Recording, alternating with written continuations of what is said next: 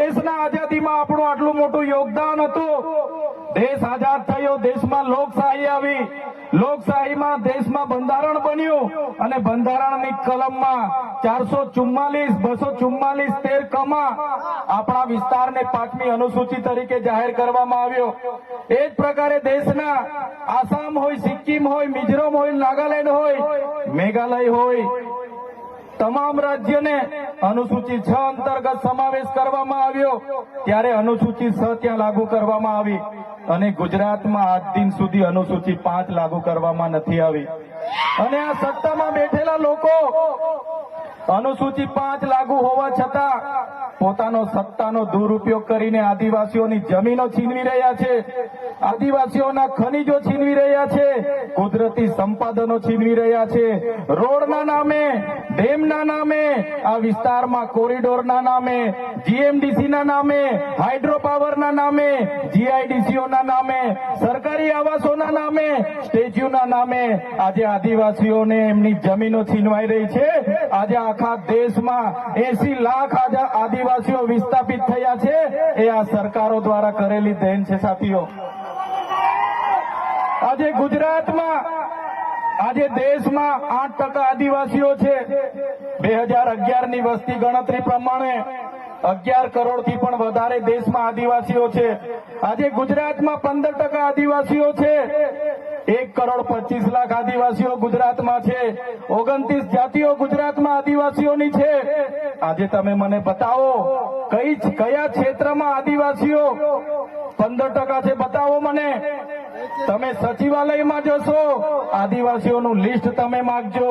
તમે હાઈકોર્ટના જજની યાદી જોઈ લેજો. તમે ઇન્ડસ્ટ્રીયલના આપણા આદિવાસીઓને કેટલા લાભો મળ્યા છે જોજો. તમે રિયલ એસ્ટેટમાં આપણા આદિવાસીઓની સંખ્યા જોજો. ત્યારે આઝાદીના 78 વર્ષમાં સરકારોએ માત્ર ને માત્ર આદિવાસી બજેટમાંથી અમૃત મહોત્સવો કાઢે છે, વિકાસ મહોત્સવો કાઢે છે, ગૌરવ યાત્રાઓ કાઢે છે અને પોતાના તાઇફાઓ કરે છે. ત્યારે હવે આપણે બધાએ જાગી જવાનું છે અને આ સરકારને 2027માં ઉખાડીને આપણે ફેંકી દેવાની છે. સાથીઓ, અમે 4 વર્ષ પહેલા જનનાયક બિરસા મુંડાજીની પ્રતિમા ડેડિયાપાડામાં સ્થાપના કરતા હતા અને એમના વિચારોને ઉજાગર કરવા માટે, એમના વિચારોમાંથી આવનારી પેઢી પ્રેરણા લે માટે અમે ત્યાં પ્રતિમા સ્થાપિત કરતા હતા. ત્યારે આ ભાજપના સાંસદ મનસુખભાઈ વસાવા, 3 જિલ્લાની પોલીસ અને એમના આરએસએસ વાળાએ આપણને ત્યાં પ્રતિમા સ્થાપતા અટકાવી દીધા હતા અને પ્રતિમા સ્થાપતા આપણા ઘણા લોકોને ડિટેન કર્યા હતા. 3 જિલ્લાની પોલીસ અમને પકડવા માટે આવી હતી, છતાં આપણે એમનાથી ડર્યા નથી અને બિરસા મુંડાની પ્રતિમા ડેડિયાપાડામાં સ્થાપિત કરી. ત્યારે આજે દેશના વડાપ્રધાનને આજે ડેડિયાપાડા આવવું પડે એ આપણા બધાની તાકાત છે. ત્યારે વડાપ્રધાન ડેડિયાપાડા આવે છે ત્યારે લોકોને ભેગા કરવા માટે 500 કરોડ આદિવાસી બજેટમાંથી જોગવાઈ કરવામાં આવી છે. હજારો બસોની વ્યવસ્થા કરવામાં આવી છે અને બધા કર્મચારીઓને એમાં લગાડી દેવામાં આવ્યા છે. આજે ડેડિયાપાડાના ગામડાઓમાં ટીડીઓ ના મળે, તલાટીઓ ના મળે એવા ગામડાઓની ગલીઓમાં આ ગુજરાતના નાયબ મુખ્યમંત્રી, એમના મંત્રીઓ, એમના સાંસદો, એમના ધારાસભ્ય ડેડિયાપાડાના ગલીઓમાં 4 દિવસથી ફરે છે. જે લોકો એસી ચેમ્બરોમાંથી બહાર નહોતા આવતા, જે લોકો ગાંધીનગરમાં પડે ફતારીએ રહેતા હતા, એ લોકોને ગામડે ફરતા કરી દીધા. એ આપણી બધાની તાકાત છે ભાઈઓ. ત્યારે નરેન્દ્રભાઈ મોદી આપણા કુળદેવી માતાના દર્શને જવાના છે. દેવમોગરા એ મહારાષ્ટ્ર, મધ્યપ્રદેશ, ગુજરાત અને રાજસ્થાનના લાખો લોકોનું આસ્થાનું કેન્દ્ર છે અને દેવમોગરા જઈને રાજનીતિ જયારે કરવા માંગે છે ત્યારે નરેન્દ્રભાઈ મોદીને હું આ મંચ પરથી કહેવા માંગુ છું, તમને જો આદિવાસીઓ માટે હિત હોય તમે દેવમોગરા જજો, તમે હિજારી લઈને આવજો, તમે મવડાનો ચોખ્ખો તારું એક બોટલ લઈને આવજો. તમે એક મરઘો લઈને આવજો, એક બકરો લઈને આવજો, દર્શન કરીને એની પ્રસાદી કરીને તમે ત્યાં જ જમીને પછી જજો. ત્યારે અમે માનીશું કે તમે આદિવાસીઓના હિતેચ્છુ છો. તમે આદિવાસીઓ માટે આજ દિવસ સુધી તમે 24 વર્ષથી રાજનીતિમાં છો. આગળ મુખ્યમંત્રી હતા, હમણાં વડાપ્રધાન છો. આદિવાસીઓ આજે શિક્ષક માટે આંદોલન કરે છે, શાળા માટે આંદોલન કરે છે, નર્મદાના પાણી માટે આંદોલન કરે છે, પોતાની જમીનો બચાવવા આંદોલન કરે છે, જીએમડીસીઓ હટાવવા આંદોલન કરે છે, જીઆઈડીસીઓમાં રોજગાર માટે આંદોલન કરે છે. ત્યારે નરેન્દ્રભાઈ મોદીજીને કહેવા માંગુ છું, હવે અમે લડેંગે, જીતેંગે, જિંદાબાદ, મુર્દાબાદ, આવેદન નિવેદન કરવા માંગતા નથી. હવે અમે લડવા માંગતા નથી. હવે ધરણા પ્રદર્શન બંધ, હવે આંદોલન બંધ. જો અમારી 5મી અનુસૂચિ, જો અમારા પૈસા, જો અમારી અનામત, જો અમારી 73 એની જમીનોને આવનાર દિવસોમાં જીએમડીસી ના નામે માગશો, માલસામોટ પ્રોજેક્ટના નામે માગશો, હાઇડ્રો પ્રોજેક્ટના નામે માગશો, અણુ મથકના નામે માગશો, તો અમે આંદોલન નથી કરવાના. અમે નેપાળવાડી કરવા માટે ગાંધીનગર આવવાના છે.